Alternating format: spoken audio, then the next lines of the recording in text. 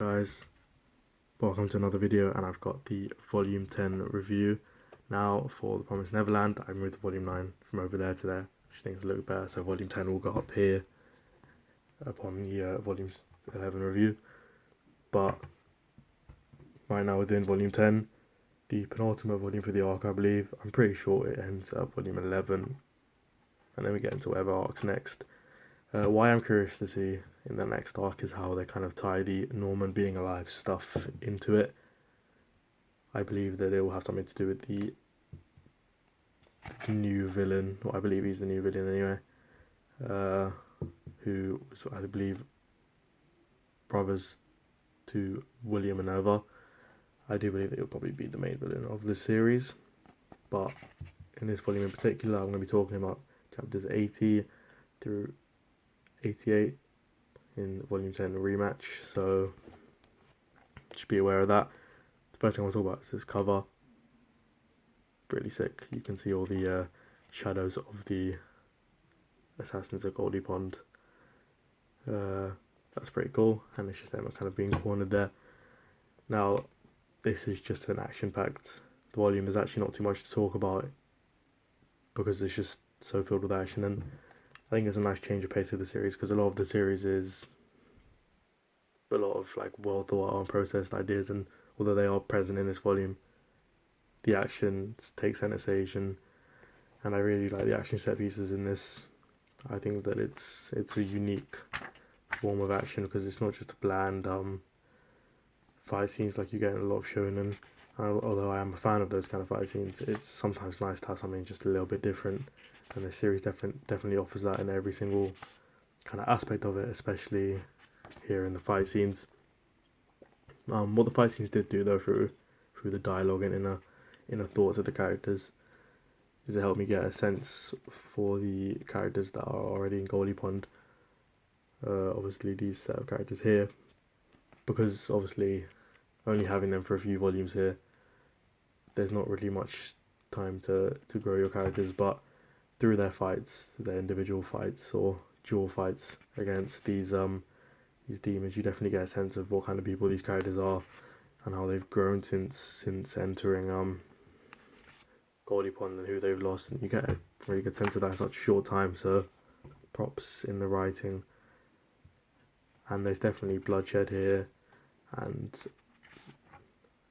it's definitely emotional because they are brand new characters, but they still carry weight to them, because I'm a big fan of the way they've been introduced and how they've been developed, and have definitely developed emotional attachment to the characters, and I can see them being mainstay characters depending on who survives and stuff. But I'm not actually sure if any of the kids are dead. You do see a lot of them get injured, but I'm not sure who actually dies from their injuries, because there's a lot of people in the beds towards the end of the volume, so I'm not exactly sure which characters are dead and which aren't.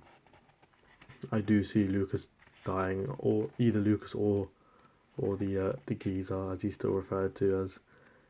Either one of them I do see dying.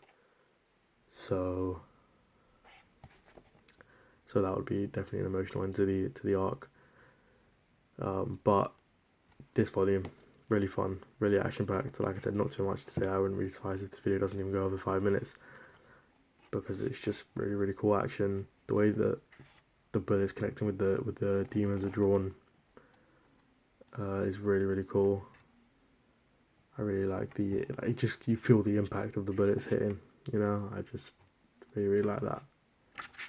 So, and I also like the kind of relationship here between Oliver and Lucas, and when Oliver gets injured or impaled, Lucas really feels it and kind of blames himself for it. He just thinks he should have done better. And I also liked the little Lord Bayon little backstory kind of thing. I just thought it wasn't really necessary, but it kind of helped add another dimension to a character. Obviously, having these characters as the main villains, not having too many of them for this little arc, there could be a little bit more explored about them. I do think that's done quite well. Obviously, we've got the Grand Duke being the final boss of this arc, and that major fight will come in the next volume. But in this volume, Emma is a badass. She does a lot by herself against him, and you can tell that she's come a long way. just her fighting by herself for a large majority of the time. It's just really cool. And obviously she's not just shooting straight at him and stuff. She's obviously using techniques and plans and stuff to fight. But it's just really, really cool. And at the end you see his mask come off and stuff. So I wonder what it looks like underneath. But this is kind of where it all comes together. Obviously Ray and the geezer find themselves back at Goldie Pond. Well, not back at Goldie Pond. He finds himself back at Goldie Pond. Obviously it's Ray's first time there, but they're all kind of together now, and all the characters other than Norman are all in one place.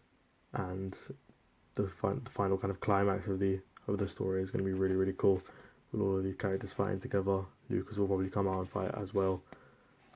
So everything kind of comes together against, or everyone comes together against the Grand Duke, and that will be the final big finale of the arc, and I'm very much looking forward to that. I hope it's done well, because this arc so far has been fantastic. Definitely up there, just behind the first arc. If I had to give the arc's rating, the first arc would be a 9 out of 10. This one would just be like an 8.5 or something, so it's just behind it. Definitely keeping up its quality. But I think a death now in this final volume would definitely help kind of bring the story together. I don't think deaths are necessary to make an interesting story, but for this kind of story, it would be nice to see one just to have that emotional value to it as well. So volume 11 will conclude the arc, and I'm very much looking forward to doing a volume review on that. But so far, that is me up to date now. Volumes 1 to 10 of Promised Neverland. Love the series, second favourite manga. Absolutely amazing. Volume 10 I would give a 4 out of 5 to. Very, very good volume. Like I said, like I keep saying, looking forward to the conclusion. So that's basically all I wanted to say. Other than that, have a great day and peace.